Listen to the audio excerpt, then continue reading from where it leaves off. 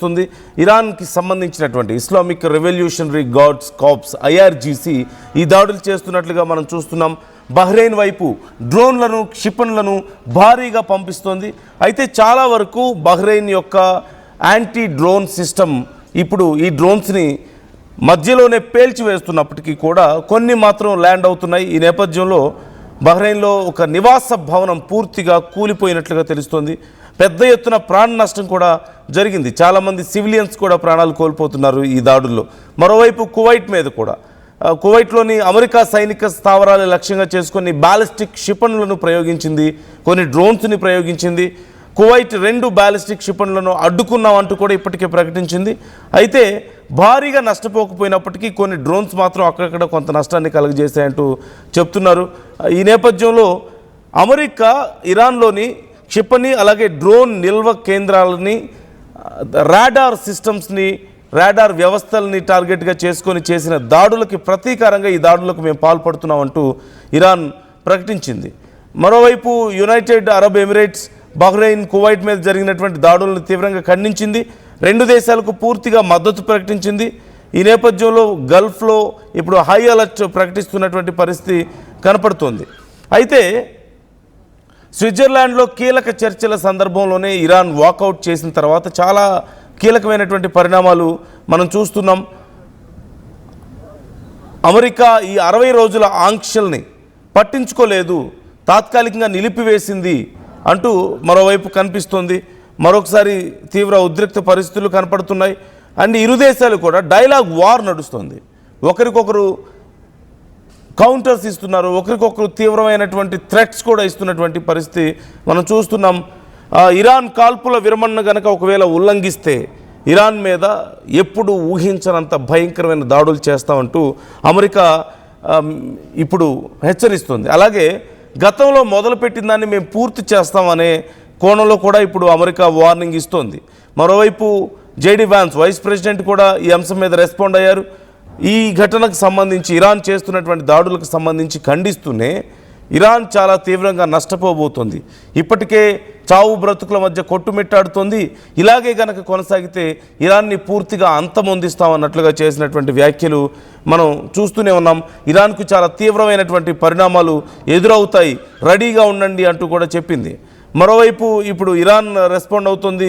అంతర్జాతీయ ఈ చట్టాలను ఉల్లంఘించి మా మీద మీరు దాడులు చేసినప్పుడు లేవా, అప్పుడేమైంది, మరి ఇవన్నీ గుర్తు రాలేదా మీకు అని చెప్పేసి ఇరాన్ చెప్తోంది. సో మొత్తం మీద యుద్ధం మరొకసారి తీవ్రతరమైంది. ఎప్పట్లాగానే 2 వారాల క్రితం 3 వారాల క్రితం ఎలాంటి పరిస్థితి ఉందో ఫిబ్రవరి చివరిలో మొదలైనటువంటి యుద్ధం పతాక స్థాయిలో ఎలాగైతే కొనసాగింది ఇప్పుడు మళ్ళీ ఆ స్థాయికి రీచ్ అవుతున్నట్లు కనపడుతుంది. So there is no meaning for all these peace talks and peace agreements anymore. Israel కోరుకున్నట్లే జరుగుతుంది. ఇజ్రాయెల్ ఎప్పుడూ కూడా ఈ పీస్ టాక్స్ సక్సెస్ అవ్వాలని కోరుకోలేదు, ఈ పీస్ అగ్రిమెంట్స్ జరగాలని కోరుకోలేదు. And they don't have any participation in those talks.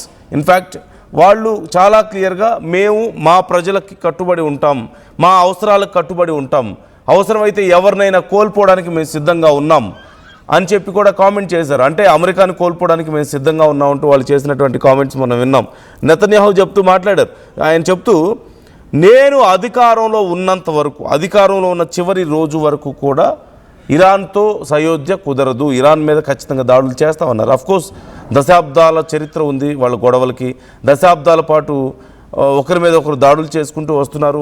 Israel ఉనికినే లేకుండా చేయడానికి ఇరాన్ ప్రయత్నించిందనేది ఇజ్రాయెల్ కోపం ఇక్కడ మనకు కనిపిస్తుంది. మరోవైపు ఇప్పుడు ట్రంప్ ఏం చేయగలడు అనేది అతిపెద్ద ప్రశ్న. ఇజ్రాయెల్ని కంట్రోల్ చేయలేడు, ఇరాన్ మీద యుద్ధాన్ని కొనసాగించలేడు, అలాగని యుద్ధం చేయకుండా కూడా ఉండలేని పరిస్థితి. వాళ్ళ సైనిక స్థావరాల మీద వాళ్ళ మిత్ర దేశాల మీద దాడులు జరుగుతూ ఉంటే he can't just keep quiet, ఖచ్చితంగా తిరిగి దాడులు చేయాలి. ఇప్పటికే ఇరాన్ని చాలా స్ట్రాటజిక్గా దెబ్బ కొడుతున్నాడు. వాళ్ళకి సంబంధించినటువంటి రాడార్ వ్యవస్థలు దెబ్బతీయడం, వాళ్ళ అత్యంత శక్తివంతమైన డ్రోన్స్ని స్టోర్ చేసినటువంటి ఆ ప్రాంతాన్ని డెస్ట్రాయ్ చేయడం, వాళ్ళ మిసైల్ స్టోర్ చేసే ప్రాంతాన్ని డెస్ట్రాయ్ చేయడం, ఇలాంటివన్నీ చేస్తూ వస్తున్నాడు. సో మొత్తం మీద మరొక భయంకర యుద్ధం మన కళ్ళ ముందు కనిపిస్తోంది. మరొకసారి భీకర దాడులు ఇరువైపుల నుంచి జరుగుతూ ఉన్నాయి. ఇప్పుడు పీస్ టాక్స్కి స్కోప్ ఎంతవరకు ఉందనేదే అతిపెద్ద ప్రశ్న. ఒకవేళ పీస్ టాక్స్ చేయాలి అంటే ఇజ్రాయెల్ను వదిలేసి చేయాల్సిన అవసరం ఉంటుంది. అంటే ఇజ్రాయెల్తో మాకు సంబంధం లేదు, మేమైతే ఈ దాడుల్ని ప్రతి దాడుల్ని మేమైతే ఎంకరేజ్ చేయం, కాబట్టి మేము we're out of this war అని చెప్పి ట్రంప్ ప్రకటించాల్సిన అవసరం ఉంటుంది ఇరాన్ ముందు.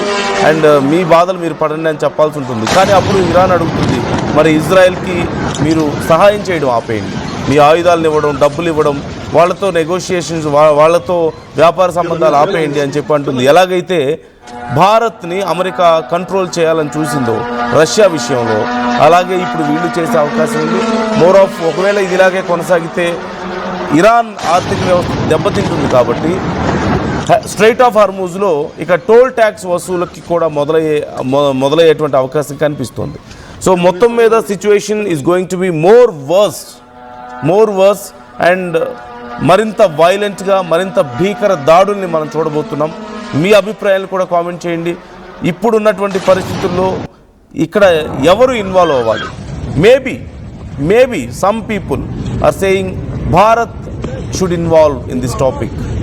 ఇన్ని రోజుల పాటు సమదూరాన్ని మెయింటైన్ చేసింది భారత్, అటు అమెరికాతోనూ, ఇజ్రాయెల్తోనూ, ఇరాన్తోనూ. ఈ నేపథ్యంలో యుద్ధం వద్దు అని వస్తున్నటువంటి భారత్ ఒకవేళ ఇన్వాల్వ్ అయితే పరిస్థితి సాధారణ స్థితికి రావచ్చేమో. But because Pakistan involvement, Pakistan mediation is not really great అనేది అందరికీ తెలిసిందే. They don't even have that capability, they don't have that character. World వైడ్గా వాళ్ళకి ఆ గుర్తింపు లేదు, వాళ్ళ మీద ఎవరికి నమ్మకం లేదు. Israel don't listen to them. US వాళ్ళకి డిక్టేట్ చేస్తుంది ఏం చేయాలి, ఏం చెప్పాలి అనేది. We have seen that copy paste messages from White House Pakistan విషయంలో. ఇలాంటి పరిస్థితుల్లో ఇరాన్ గౌరవించి, ఇజ్రాయెల్ గౌరవించి, అమెరికా గౌరవించగలిగే దేశాలు మాత్రమే వీటిని కంట్రోల్ చేయగలుగుతాయి. And even China and Russia are ready to settle this things. But వాళ్ళ మాట వినడానికి యుఎస్ రెడీగా లేదు. ఈ నేపథ్యంలో who is maintaining the same distance with all these countries అంటే ఖచ్చితంగా భారత్ పేరే వస్తుంది. ఒకవేళ భారత్ కనుక ఇన్వాల్వ్ అయితే ఈ విషయంలో ఖచ్చితంగా అంతర్జాతీయ స్థాయిలో భారత్ ఖ్యాతి మరింత పెరుగుతుంది. అట్ ది సేమ్ టైం భారత్కి ఆ క్యాపబిలిటీ ఉంది అనేదే అందరూ చెప్తున్నారు. ఈవెన్ గల్ఫ్ దేశాల సైతం అదే చెప్తూ ఉన్నాయి. India can stop this war with just one phone call అంటూ అక్కడ ప్రిన్సిపల్ చేసినటువంటి కామెంట్స్ మనం చూసాం. And Iran invited Modi Ali Khamenei అంత్యక్రియల కోసం. సో ఇలా మరోవైపు Israel is treating India as a great friend. And recently even US announced పబ్లిక్గా యుఎస్ చేసినటువంటి కామెంట్స్, అఫ్కోర్స్ ట్రంప్ చేస్తే యుఎస్ చేసినట్లే కదా, యుఎస్ చేసినటువంటి కామెంట్స్ చూసాం మనం. Trump is a great friend, India is a great friend అని చెప్పి మన బంధం మరింత బలోపేతం అవ్వాలని కోరుకుంటున్నారంటూ చెప్పడాన్ని మనం చూస్తాం.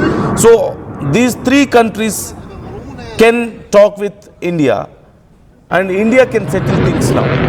No other country, because China అంటే యుఎస్కి పడదు, యుఎస్ అంటే చైనాకి పడదు. So they can't involve.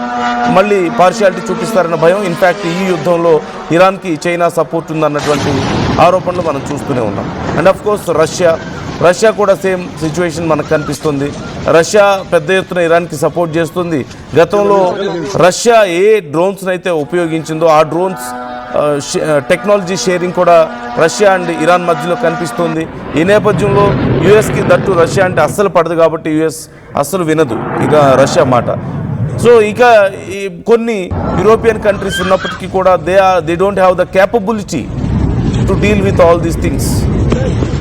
So ఇలాంటి పరిస్థితి